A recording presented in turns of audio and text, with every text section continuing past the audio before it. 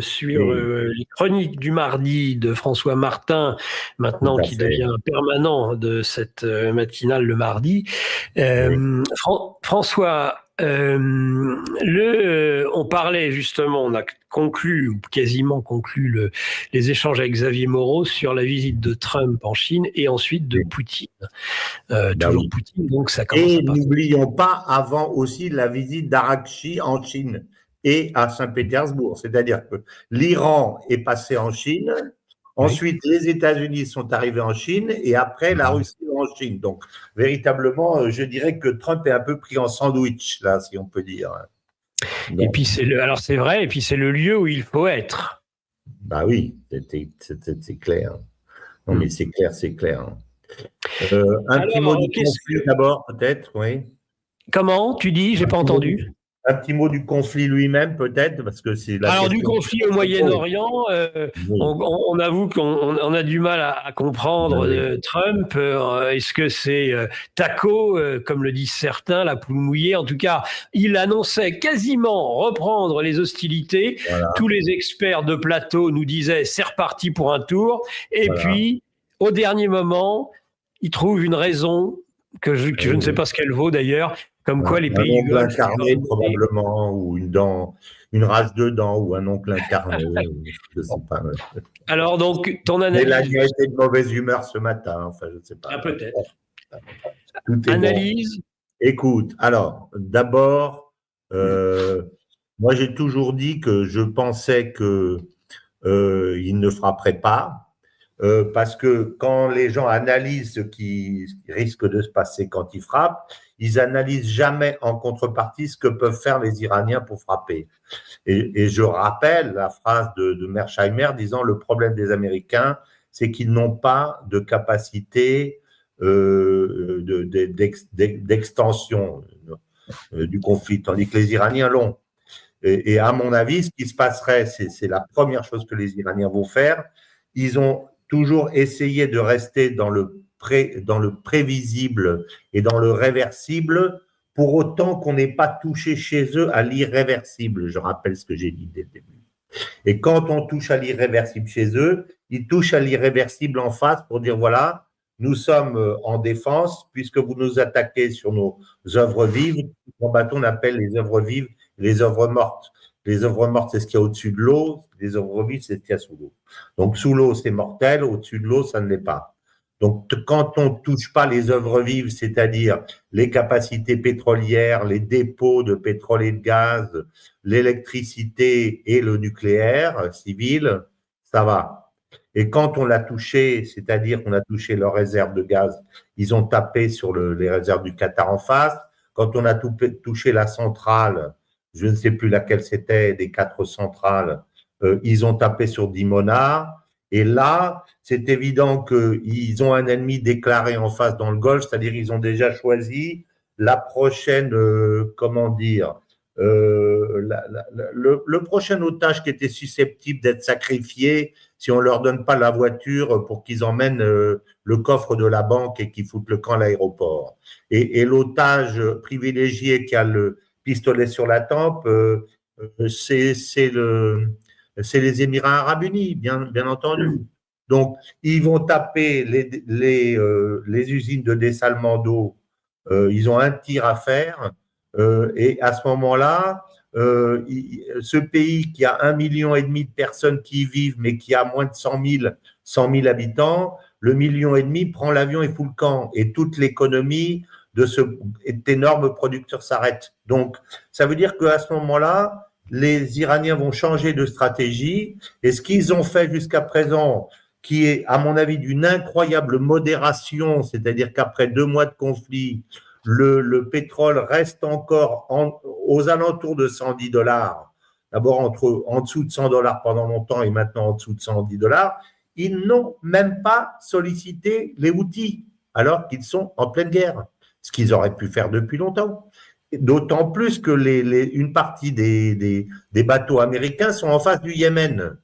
Donc, ils ne le font même pas. Ça veut dire qu'ils se sont placés dans la guerre longue, soit qu'ils soient mis d'accord avec les Chinois et les Russes pour faire une stratégie de cette nature, soit même qu'ils se soient mis d'accord comme je pense que c'est possible avec les grands financiers américains qui n'ont pas envie, qui veulent une destruction contrôlée parce que ça leur permet de racheter pas cher tout ce qu'il y a autour d'eux et à faire du crédit à des clients ruinés, qui est une stratégie développée dans une magnifique conférence la semaine dernière de l'Institut Schiller, de Madame Larouche, cette idée de destruction contrôlée que j'avais vue faite en Afrique à mon époque, mais que je pensais possible.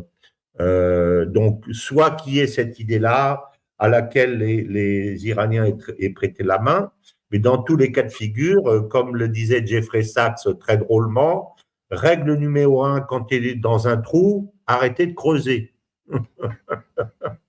Donc, dit Jeffrey Sachs, pour à mon avis, bonnes raisons stratégiques, qui étaient celles d'essayer de contrôler de mettre la main sur le pétrole pour avoir un moyen de pression sur les Chinois, soit aussi, à mon avis, de casser un accord en cours de finalisation entre les Iraniens et les Saoudiens, qui est suffisant, à mon avis, pour motiver une attaque sur l'Iran. Donc, il y avait des raisons stratégiques qui me paraissaient valables, mais par contre, des méthodes pratiques et tactiques qui me paraissaient stupides. Voilà, c'est ça la différence. Stratégiquement, c'est pas idiot. Je suis désolé, c'est pas idiot. Par contre, tactiquement, c'est complètement idiot. De penser que ce régime allait tomber en 3 jours, enfin, fallait complètement idiot. Donc aujourd'hui, et comme dit Jeffrey Sachs, ils ont cru que ça allait tomber en 3 jours, et depuis, ils ne savent pas quoi faire. C'est comme ça qu'il faut traduire. Ah oui, un jour j'y vais, un jour j'y vais pas, un jour j'y vais, un jour j'y vais pas. Ils ne savent pas quoi faire. Alors, comme dit Jeffrey Sachs, tu arrêtes de creuser, tu prends ta pelle, tu sors du trou, tu rentres chez toi. Voilà, c'est la seule chose à faire. Bon, si tu fais pas ça, tu as ou bien l'attaque au sol, ou bien les bombardements, ou bien la stratégie d'attente telle qu'elle est défendue par, j'ai écouté avec intérêt mon ami Marc Fromager d'hier, mais moi j'y crois pas tellement. Si tu veux, ça peut être une tactique de quelques semaines. Et puis si tu veux, si tu arrêtes pas de dire on va taper une semaine et puis après on arrête, et puis après tu dis encore une semaine et on arrête, une semaine et on arrête, tu dis ça pendant 3 mois, tu te discrédites tous les jours. Parce que tu dis quelque chose et tu fais le contraire, quoi qu'il arrive. Donc, on est les Américains sont dans une impasse et ils n'ont pas choisi. Quand Trump dit je vais taper, moi je comprends très bien les expressions de Trump, les rodomontades de Trump, parce qu'elles sont pas à usage externe, elles sont à usage interne. Et si tu veux, le système politique américain se satisfait extrêmement bien des phrases ronflantes. Enfin, je me souviens plus de ce qui a dû être prononcé par les autres depuis Reagan, etc. Mais à mon avis, on trouve facilement des choses un peu du même genre, même si Trump, il est dans le maximaliste, dans ce plan-là. Mais si tu veux, il faut pas les prendre comme des phrases destinées à la diplomatie internationale. Mais donc, ça peut avoir du sens pour essayer de conserver un certain nombre de ses soutiens, et semble-t-il, il en a encore, contrairement à ce qu'on dit. Il perd globalement, mais dans sa base, je pense qu'il a encore pas mal de soutien. Mais c'est clair, pour répondre à ta question, que aujourd'hui, il est totalement dans une impasse stratégique, et il est dans une impasse stratégique d'abord parce que son tempérament, comme je l'ai déjà dit, fait que son caractère n'arrive pas à surmonter son ego. Quand ton caractère est plus fort que ton ego, tu mets ton ego dans ta poche momentanément. Ce que Poutine a fait de façon magistrale, parce que j'imagine que son ego devait lui dire qu'il fallait faire une belle cérémonie du 9 mai, exceptionnel, à la hauteur de la popularité qui reste la sienne, aux alentours de 70%, il ne faut pas oublier ça, il méritait ça. Mais il s'est dit, si jamais je prends un drôme sur la truc, ça sera bien pire que la fierté que je vais donner à mon peuple. Donc, je ne peux pas me permettre de prendre ce risque. Donc, à mon corps défendant, mon caractère et mon calcul politique surmontent mon ego et je fais une petite cérémonie au minimum pour ne pas prendre de risques. Et après, quand Zelensky et sa clique seront ou morts ou au placard ou dans une île quelque part des Caraïbes, on refera les cérémonies grandioses qu'on aime faire, mais il est capable de changer de braquet en fonction de ses intérêts politiques, même si son ego ça doit lui coûter. Et c'est ce qu'il a fait. Mais Trump ne sait pas faire ça. C'est ça que je lui reproche. Je ne veux pas lui reprocher un grand ego, ils en ont tous, mais de ne pas être capable de dire à un moment donné, bon, mes objectifs politiques m'obligent à faire ça. Donc, il cherche et il dit des choses qu'il ne fait pas. Et bon, il se peut qu'il tape, hein, mais je pense que la réponse iranienne sera immédiate. Et à ce moment-là, on aura tout de suite un pétrole qui va monter à entre 150 et 200 dollars. La dernière chose dont Trump a besoin, la dernière chose dont ces oligarques ont besoin aux États-Unis, même s'ils gagnent beaucoup d'argent avec ça, pas oublier ça non plus. Comme quelqu'un l'a rappelé hier, je crois que c'est Marc Romager, il a rappelé, il gagne quand même beaucoup d'argent, quoi qu'on en dise. Mais quand on regarde dans le détail, ça Marc Romager ne l'a pas dit, la situation est très différente selon les différents États américains. Par exemple, la Californie est en déficit est en déficit. Donc, c'est pas si simple quand ça monte. Certains pays gagnent, ceux qui produisent du pétrole, je pense au Texas, etc. Mais certains États sont en situation difficile, comme la Californie. Donc, plus le prix du gallon dont on a déjà parlé, etc. Donc, moi, je ne sais pas ce que Trump va faire. Comme je le dis depuis le premier jour, le plus simple, ça serait qu'il rentre chez lui, purement et simplement, et puis qu'il laisse quelqu'un d'autre, Poutine par exemple, régler la question, mais je vois pas ça se dessiner. Et je dirais à l'inverse de ce que je pourrais souhaiter, quand je regarde quelles sont les exigences américaines, je me dis qu'il ne s'agit pas simplement de deux adversaires qui cherchent difficilement un chemin d'entente. Je me dis que quand tu dis il faut nous remettre votre nucléaire, vos 400 kilos à nous Américains, on vous rend pas plus de 20% des avoirs qui sont gelés, vous libérez le détroit d'Ormuz, quand c'est des choses comme ça, si tu veux, moi je me dis, ce n'est pas la tactique de quelqu'un qui veut se préparer à négocier, c'est quelqu'un qui met des exigences telles qu'il ne veut pas négocier. Ça, c'est pas très bon. Encore une fois, si je négocie avec toi et je te dis, première condition de la négociation, tu me livres ta femme et tes enfants. Ça ne veut pas dire que je veux négocier, ça veut dire que je veux créer une situation de tension et une épine irritative avec toi qui est telle que je veux pouvoir avoir le droit de repasser à la phase active et à la phase de bagarre physique à tout moment. C'est ça que ça veut dire. C'est la même chose que ce que fait Netanyahou. Ah, je négocie avec vous pour désarmer le Hamas. Personne n'a jamais désarmé le Hamas. Donc, si je me pose comme condition que je veux désarmer le Hamas et qu'on est d'accord pour désarmer le Hamas, ça ne veut pas dire je vais désarmer le Hamas, ça veut dire je me garde le droit de réserve de retaper sur toi à tout instant parce que le Hamas n'est pas désarmé. Donc, c'est une tactique de fausse guerre, et pas une recherche de paix. Donc ça, les 5 conditions américaines, tu te dis, ils sont encore dans la phase qu'ils camouflent en disant ben, on va négocier, etc., d'une phase qui veut dire en phase avec les Israéliens, d'ailleurs encore, consiste à dire on ne bougera pas de conditions inacceptables, alors que Xavier l'a rappelé, et tout le monde l'a rappelé, les conditions, les Iraniens ne peuvent pas bouger des conditions qu'ils ont proposées, non pas parce qu'elles sont exagérées, mais simplement parce que c'est des conditions raisonnables qui sont acceptées pour n'importe quel pays de la Terre, sauf pour eux. Hein?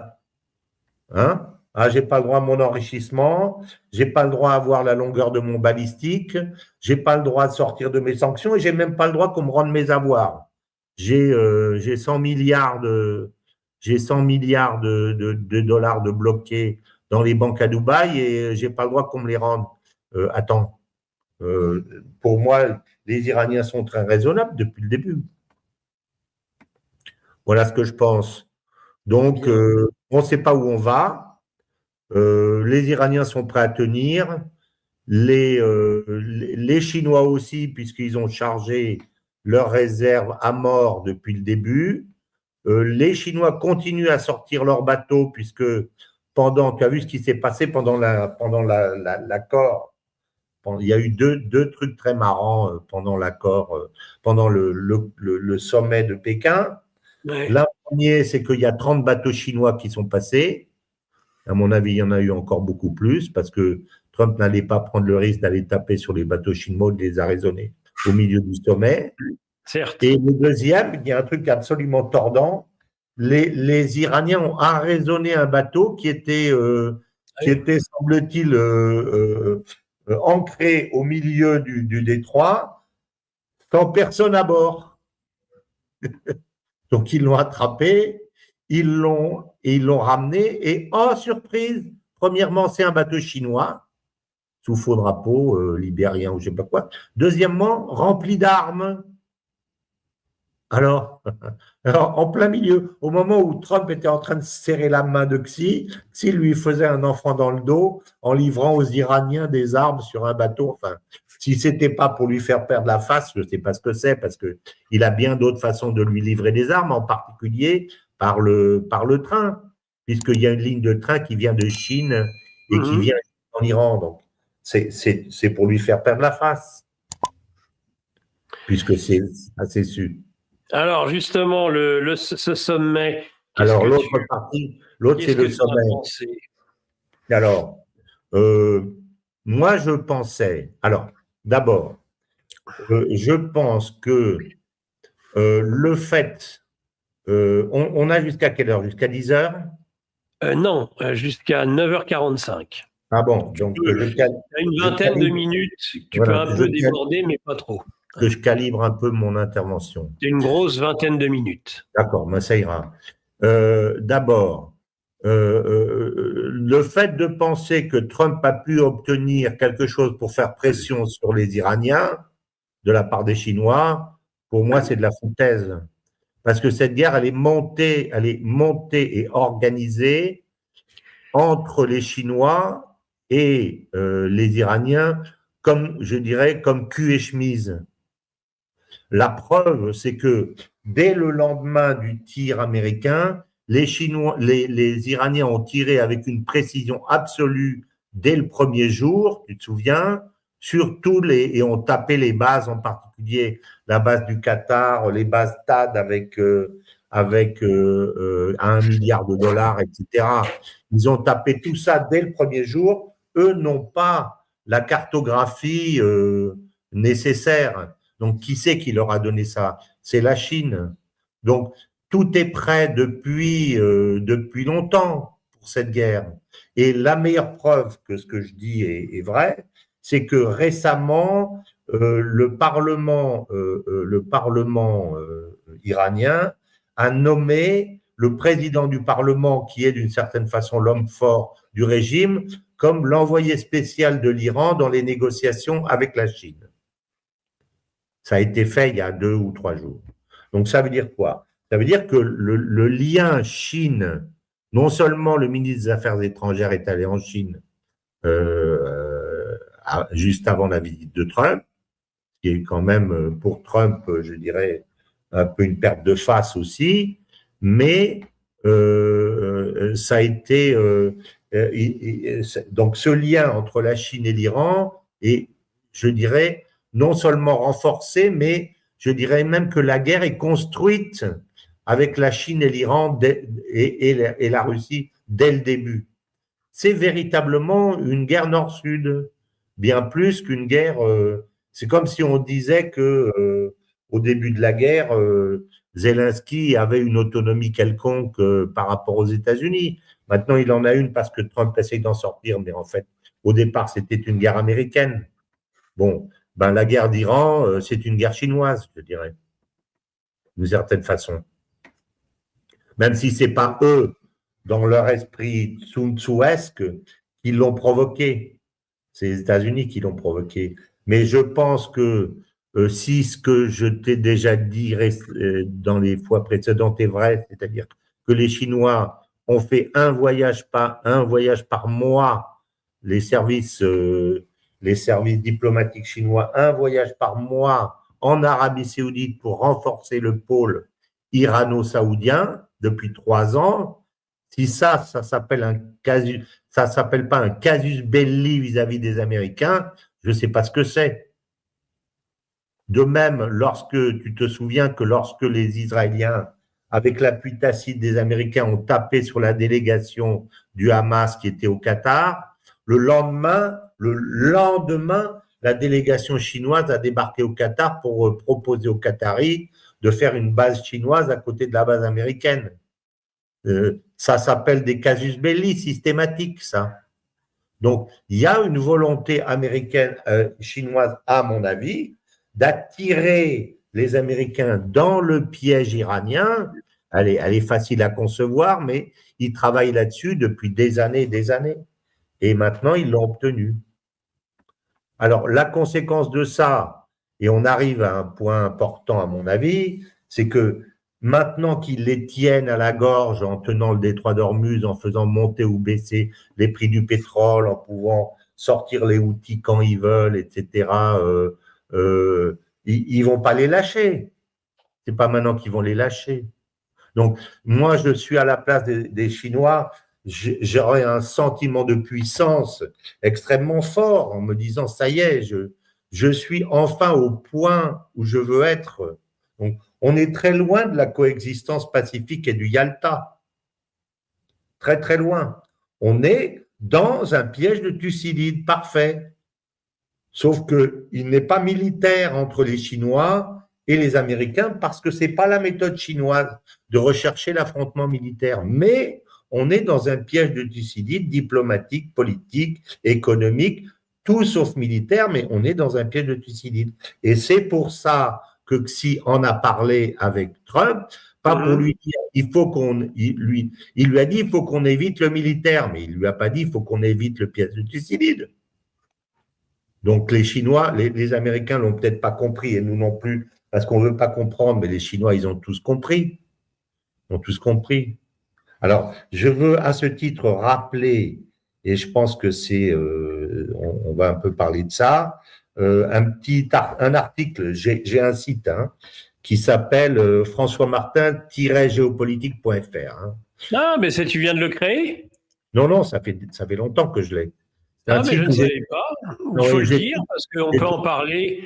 On pourra en parler dans les différentes émissions. Donc, répète comment fait-on François Martin, François Martin, sans point, François Martin, parce qu'il n'y a pas de CD, géopolitique.fr. D'accord. J'ai repris tous mes articles que j'écris depuis des années, et toutes les vidéos que je fais, y compris les nôtres, sont dessus, classées par zone, par pays. Chine, Moyen-Orient, Afrique, etc. Et j'ai retrouvé à l'occasion de ce sommet, et de cette discussion sur ce prétendu Yalta Yalta, c'est quand tu es deux forces équivalentes et que tu dis on arrête de se battre et on se partage le monde. Là, il ne s'agit pas de ça du tout. Il s'agit, moi, je suis en position de force, toi, tu es en position de faiblesse, moi, je te tiens la gorge, toi, tu fais des conneries, toi, tu es coincé, pas moi. Pour l'instant, tu es plus gros que moi, mais c'est moi qui te tiens et je vais te manger. C'est ça qu'il y a dans l'esprit des Chinois. Je vois pas pourquoi ils se priveraient de ça. Et donc, j'ai retrouvé dans mes articles un article que j'avais publié le 16 avril 2021 sur un site qui s'appelait Smart Reading Press, qui n'existe plus à mon avis, mais que j'ai repris dans mon site, qui s'appelle « Le plan de la Chine pour vaincre les États-Unis ». Le plan de la Chine pour vaincre les États-Unis. Et qu'est-ce que je disais à l'époque? Il existe un plan complet de la Chine pour renverser les USA en tant que puissance mondiale, qui a été établi par le Parti communiste chinois exposé publiquement en 2016, c'est-à-dire il y a 10 ans, ce qui est rien pour les Chinois, parce que 10 ans, eux, ils raisonnent sur 50 ans, donc 10 ans, c'est hier. Depuis, il a été suivi à la lettre. Alors, c'était venu dans une livraison du 27 mars 2021 d'un magazine américain qui s'appelle The Epoch Times, qui est assez connu, qui reprend la présentation en 2016 d'un plan détaillé exposé pendant 2 jours dans un club qui s'appelle le Southern Club Hotel Business Class de Guangzhou par un professeur qui s'appelle Jin Kanrong, qui est le doyen, c'est pas n'importe qui, c'est le doyen associé de l'école d'études internationales de l'université Renmin de Chine de Pékin. Voilà. Donc, une grosse légume du régime, je dirais, qui expose un plan qui comporte 2 parties. L'une, affaiblir les États-Unis. Comment affaiblir les États-Unis? 2, comment renforcer le pouvoir économique, militaire et diplomatique du régime chinois. Voilà, c'est clair.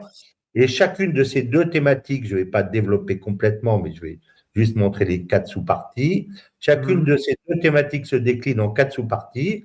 Première partie, affaiblir les États-Unis. Jim Kanrong fait 4 propositions.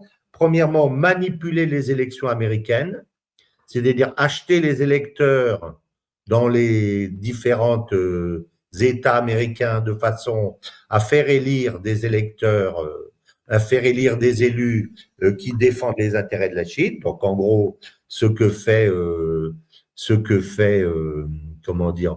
fait l'AIPAC pour Israël, ça fait tilt. Hein. Manipuler les élections, contrôler le marché américain, c'est-à-dire accroître les investissements chinois, etc., etc., stimuler les ennemis des États-Unis, c'est-à-dire créer des ennemis supplémentaires aux États-Unis de façon à ce qu'ils se noient dans les différents ennemis.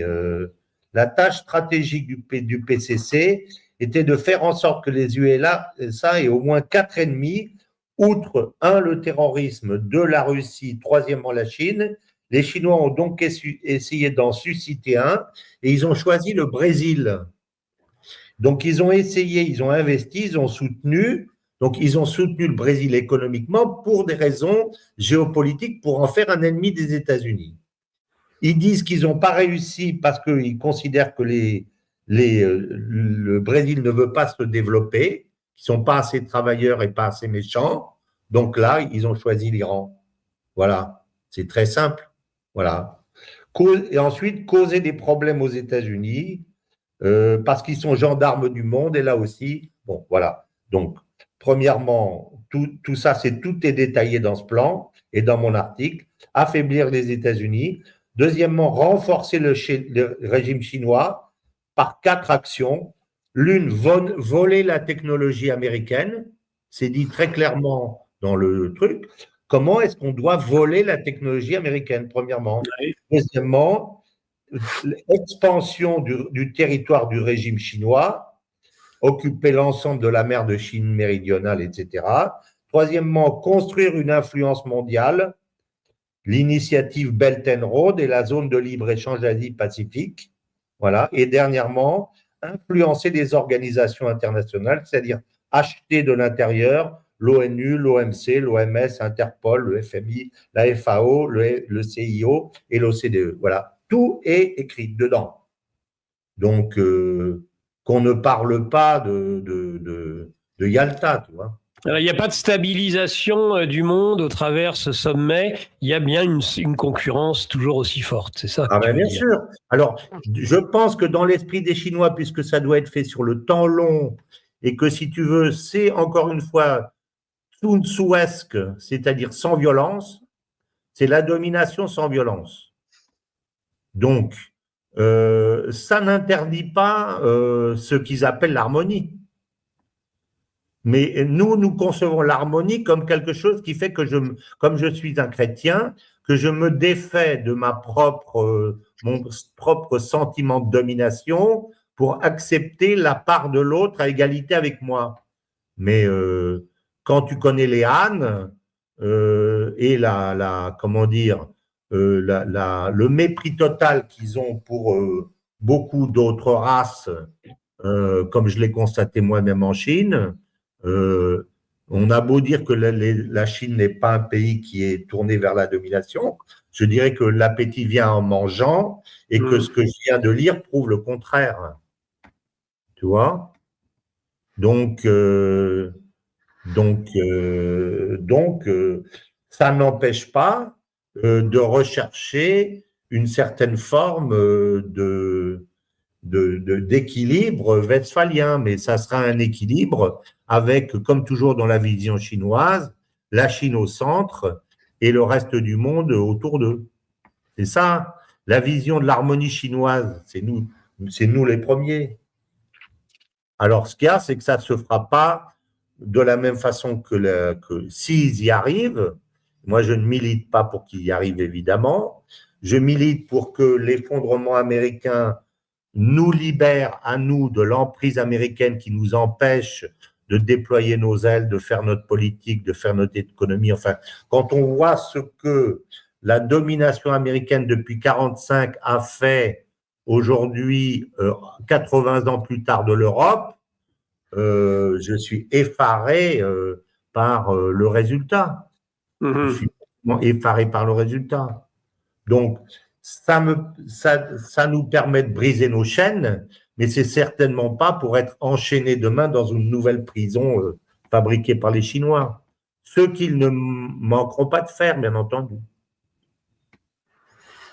Donc voilà la réalité. La réalité, elle est là.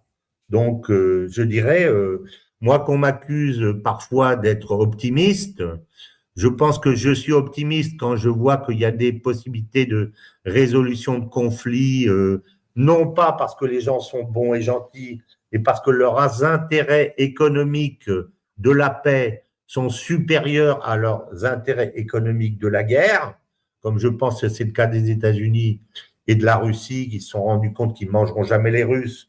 Donc maintenant, ce qu'ils veulent, c'est casser l'Europe et casser l'Ukraine pour aller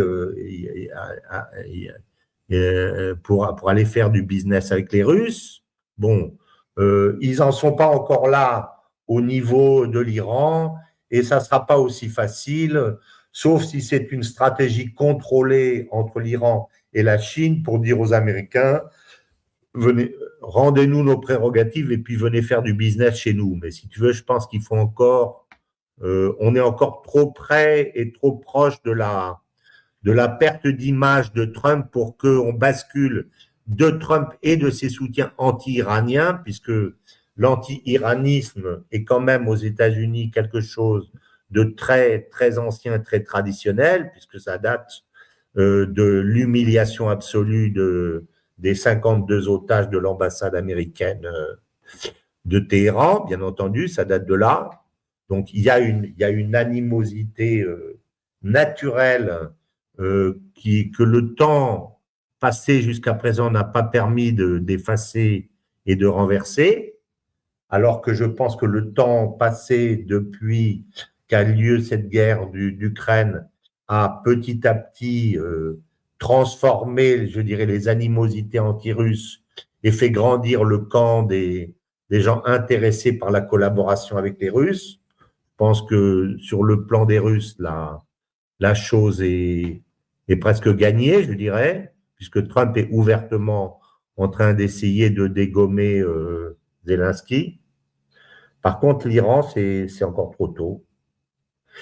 Et ça, il y a un autre élément qui joue dans ce chose-là, et qui joue certainement pour retarder ces prises de conscience, c'est l'extraordinaire manque de compétences de l'environnement diplomatique américain.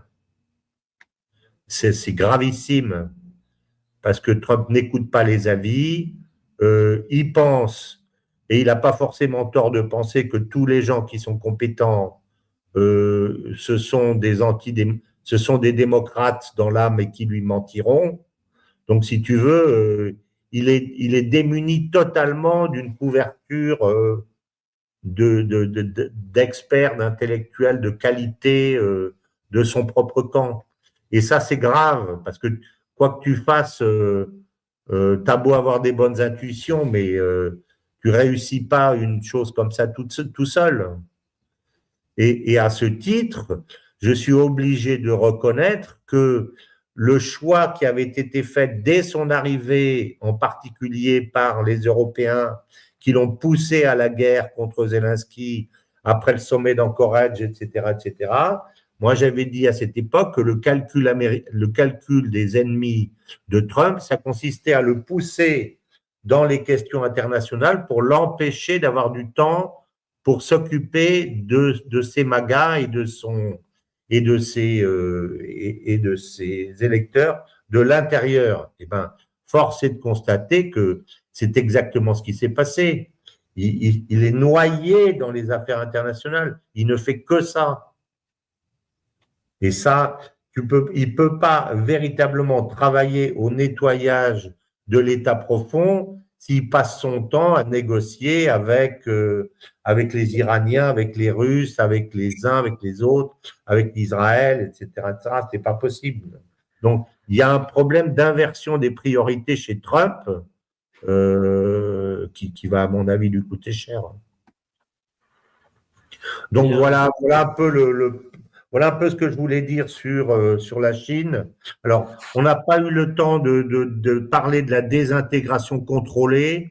Est-ce qu'on a quelques secondes pour en parler ou nous quelques secondes, c'est vraiment c'est quelques secondes, c'est 2 minutes, si tu veux. Ce principe de désintégration contrôlée est la conséquence très claire de stratégies, si tu veux, de la part des grands banquiers essentiellement, qui préfèrent noyer les petits et les moyens et les tuer de façon à augmenter leur contrôle sur le marché, d'une part en rachetant ce qui est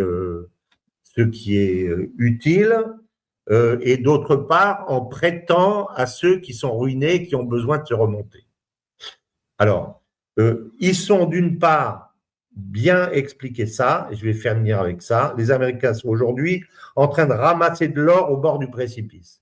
Parce que quand le prix est élevé, ils vendent, donc ils gagnent de l'argent. Alors, qu'est-ce qui compte? Est-ce que c'est l'or, le gain de l'or ou le risque du précipice? Et je rappelle la phrase de Warren Buffett qui disait « Le problème de la bourse, c'est que c'est le bal de Cendrillon, mais il n'y a pas de pendule. » On ne sait pas quand il est minuit. Oui. On ne sait pas quand il est minuit que tout le monde se fout à poil. Donc, tout le monde se retrouve à poil. Donc, en fait, ils sont tous en train de se dire on ramasse. Et en particulier, cette question de désintégration contrôlée parce que c'est bon, mais à un moment donné, ça va sonner minuit, tout va se péter la gueule et on va se dire oulala. Et c'est le moment qu'attend Warren Buffett d'ailleurs à chaque fois pour racheter tout ce qu'il peut au plus bas. Mais on est dans cette situation-là et cette situation est excessivement dangereuse. Et ça peut inciter Trump à poursuivre dans la durée, pendant un certain temps, cette affaire-là, parce qu'il y a derrière ça non seulement une capacité, si tu veux, des vautours à attendre que leur proie soit de plus en plus affaiblis pour aller les bouffer sans risque, mais en plus une mentalité qui était celle qui avait été développée par Kissinger à l'époque, une mentalité comment on appelle ça, une mentalité malthusienne qui consistait à dire il y a trop de pauvres sur la terre, plus les pauvres naissent, plus les pays vont conserver les ressources parce qu'ils en auront besoin sur le plan interne. Nous, les grands pays et les gens puissants avons besoin de ressources. Donc, il est fondamental pour nous qu'il y ait des centaines de millions de pauvres qui meurent de faim ou qui ne naissent pas de façon à conserver des ressources pour nous. Et il avait fait la liste que j'avais pas notée, mais une liste où il y avait la Colombie, le Nigeria, un certain nombre de pays dans lesquels il fallait que les gens meurent par centaines de millions de façon à conserver la problématique des riches. Donc ça, c'est ce qu'on appelle la désintégration contrôlée. Ça a été développé par donc cette conférence de l'Institut Schiller à laquelle je t'avais invité la semaine dernière. Je pense que si on peut la réécouter, c'est certainement intéressant, mais là, il y a un immense danger pour le monde, parce que là, on déchaîne des forces telluriques derrière ça, si tu veux. On n'est plus dans le commerce, on est véritablement dans une espèce de pensée et de stratégie vraiment satanique. Donc, il faut alerter les opinions et les gens sur ce sujet. Il faut que l'ONU fasse en sorte d'empêcher ce type de comportement, dont je ne dis pas, et je vais m'arrêter là, dont je ne dis pas qu'il s'agit aujourd'hui d'un comportement consensuel auprès des grandes banques américaines. Je ne le sais pas. Mais c'est possible. Donc, il faut y faire attention. Voilà.